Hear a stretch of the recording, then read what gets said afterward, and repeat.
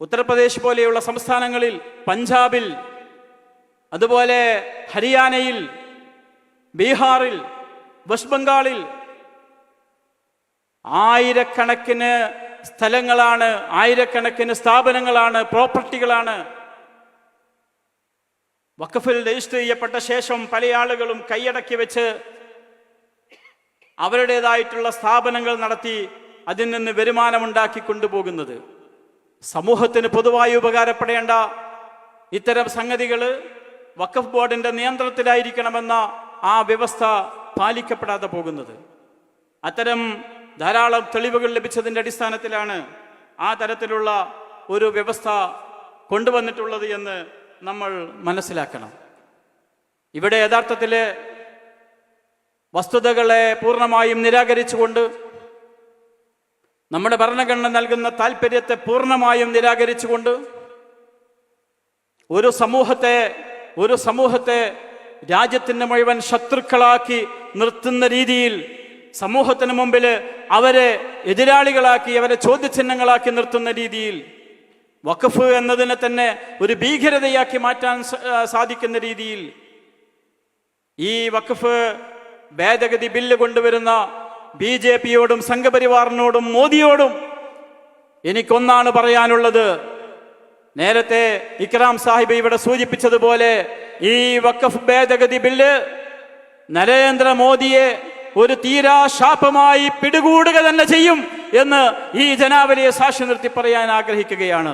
അത് മോദിയുടെയും BJPയുടെയും ഭരണത്തിനും ഹുങ്കിനും അവസാനം കുറിക്കുന്ന കാര്യത്തിലും യാതൊരു സംശയവും വേണ്ട.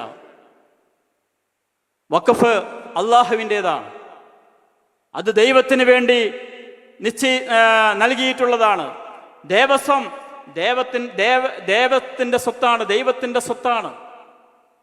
അതുപോലെ തന്നെയാണ് ദൈവത്തിന് വേണ്ടി ഹിന്ദു സഹോദരന്മാർ നൽകിയിട്ടുള്ള സ്വത്ത്, ദേവസ്വത്തിന്റെ സ്വത്തുക്കൾ മറ്റുള്ളവർ കൈയടക്കാൻ പാടില്ല. വഖഫ് അള്ളാഹുവിന് വേണ്ടി, പൊതുസമൂഹത്തിന് വേണ്ടി, സാമൂഹ്യ നന്മയ്ക്ക് വേണ്ടി ഏതെങ്കിലും ഒരാൾ തൻ്റെ പരലോക മോക്ഷം കൂടി ഉദ്ദേശിച്ചുകൊണ്ട് നൽകിയിട്ടുള്ള, അയാൾ സംഭാവന നൽകിയിട്ടുള്ള സ്വത്തുക്കൾ അതിന്മേൽ കൈവച്ചാൽ പൊള്ളുക തന്നെ ചെയ്യും എന്ന് ഞാൻ അവരെ ഓർമ്മപ്പെടുത്തുന്നു. ആരായിരുന്നാലും ശരി. നമ്മുടെ നാട്ടിലും പല ആളുകളും വഖഫ് സ്വത്തുക്കള് അതിൻ്റെ മുകളിൽ കൈവച്ച് അതിൽ നിന്ന് ലാഭമുണ്ടാക്കിക്കൊണ്ടിരിക്കുന്നുണ്ട്. അവരോടും അവർക്കും ഈ മുന്നറിയിപ്പ് ബാധകമാണ്. നമ്മുടെ BJPയുടെ അതുപോലെ കേന്ദ്ര സർക്കാരിനെ താങ്ങി നിർത്തുന്ന മറ്റു പാർട്ടികൾ, ആ പാർട്ടികളോടും ദേശവ്യാപകമായി സോഷ്യൽ ഡെമോക്രാറ്റിക് പാർട്ടി ഓഫ് ഇന്ത്യക്ക് പറയാനുള്ളത്, ഈ ഭേദഗതി കൊണ്ടുവന്നാൽ അതിനെതിരെ രാഷ്ട്രീയമായും നിയമപരമായുമുള്ള പ്രക്ഷോഭങ്ങൾ കൊണ്ട് ഇന്ത്യ ശക്തമായി മുഖരിതമാകും. ഒരിക്കലും നിലക്കാത്ത പ്രക്ഷോഭങ്ങൾ ഇന്ത്യ രാജ്യത്ത് ഉണ്ടാകാൻ പോകുന്നു.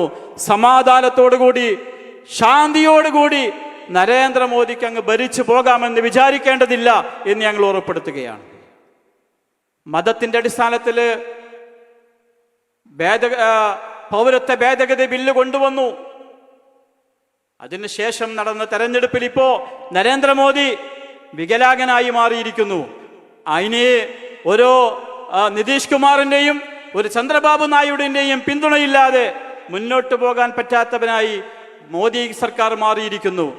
ഈ ഭേദഗതി കൂടി നടപ്പാക്കി ഇന്ത്യ രാജ്യത്തെ മുസ്ലിങ്ങളെ അന്യവൽക്കരിക്കാനും അവരപരവൽക്കരിക്കാനുമാണ് ശ്രമമെങ്കിൽ അടുത്ത തെരഞ്ഞെടുപ്പോടുകൂടി രണ്ടു കാലും മുറിഞ്ഞ് പൂർണ്ണമായും ശയ്യയിലേക്ക് പോകാൻ, കിടക്കയിലേക്ക് പോകാൻ നരേന്ദ്രമോദി തയ്യാറെടുത്തുകൊള്ളുക എന്ന് ഈ ജനാവലിയെ സാക്ഷി നിർത്തി, ഇന്ത്യ രാജ്യത്തെ SDP നടത്തിക്കൊണ്ടിരിക്കുന്ന മുഴുവൻ പരിപാടികളെയും സാക്ഷി നിർത്തി ഓർമ്മപ്പെടുത്തിക്കൊണ്ട് ഈ പരിപാടിയുടെ ഈ മഹാസമ്മേളനത്തിന്റെ ഉദ്ഘാടനം നിർവഹിച്ചതായി പ്രഖ്യാപിക്കുന്നു. അഭിവാദ്യങ്ങൾ. അസ്സലാമു അലൈക്കും.